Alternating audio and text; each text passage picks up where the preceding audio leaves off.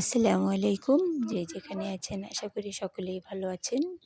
আমি আলহামদুলিল্লাহ ভালো আছি। তো প্রতিদিনের মতো সকাল সকাল ঘুম থেকে উঠে গেলাম। উঠে সব কাজকর্ম শেষ করে নিলাম। মুরগিকে খাবার দেওয়া হয়ে গেল। তারপরে উঠান ঝাড়ু দিয়ে নিলাম। তো আজকে আমি রান্না করব হচ্ছে ছোটো মাছের চচ্চড়ি। ২ ধরনের ছোটো মাছ রান্না করব। তো পাতিহারা বাজার থেকে ছোটো মাছ নিয়ে আসছে, পাঁচমিশালি মাছ। তো এখন মাছগুলো কুটতে আমি বসে গেলাম। মাছগুলো কুটে তারপরে ধুয়ে পরিষ্কার করে নেব। তো এই তো আমার মাছগুলো কুটে ধুয়ে পরিষ্কার করে নেওয়া হয়ে গেছে। তো এখানে আমি সবজি কাটতে বসে গেছি, সাথে আমার ছোটো মেয়ে ফাতিহাকে নিয়ে, সেও আমার কাজে হেল্প করবে। তো এই তো আমি সবজি সব কেটে ধুয়ে পরিষ্কার করে নিব। তো সবজি কেটে ধোয়া পরিষ্কার করে নেওয়া হয়ে গেছে।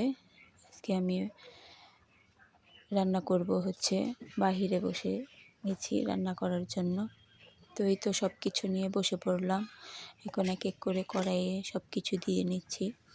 সবজি, পেঁয়াজ, তারপরে কাঁচামরিচ, গুঁড়া মশলা, লবণ, তারপর তেল, সব কিছু পরিমাণ মতো দিয়ে মাখিয়ে নিয়ে তারপর পরিমাণ মতো পানি দিয়ে তারপরে চুলায় বসিয়ে দেব।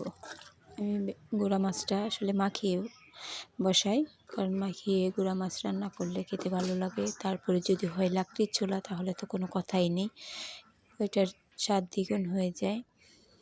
আর আমি বাহিরে রান্না করতে বসেছি, কার কেমন লাগছে কমেন্ট করে বলবেন।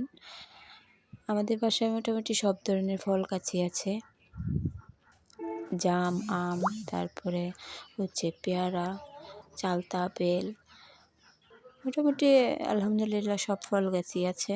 তো এদিক দিয়ে কথা বলতে বলতে আমার তরকারিও হয়ে গেছে। তরকারিটা নামিয়ে নিলাম। এখন আরেকটা তরকারি বসিয়ে দিয়েছি, ওটা হবে শুধু ছোটো মাছের চচ্চড়ি। তো এভাবেই আগেরটার মতোই আমি মাখিয়ে চাখিয়ে একবারে বসিয়ে দেব চুলার মধ্যে।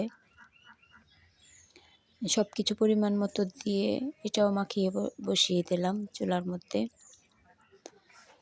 আমার হাজব্যান্ড ছোটো মাছ অনেক পছন্দ করে, যার জন্য ছোটো মাছ রান্না করতেছি 2 ধরনের। আর এখানে ধনেপাতা দিয়ে দিলাম, এটা হচ্ছে বিলাতি ধনিয়া পাতা বলে। ওইগুলো দিয়ে এখন তরকারিটা নামিয়ে নিলাম।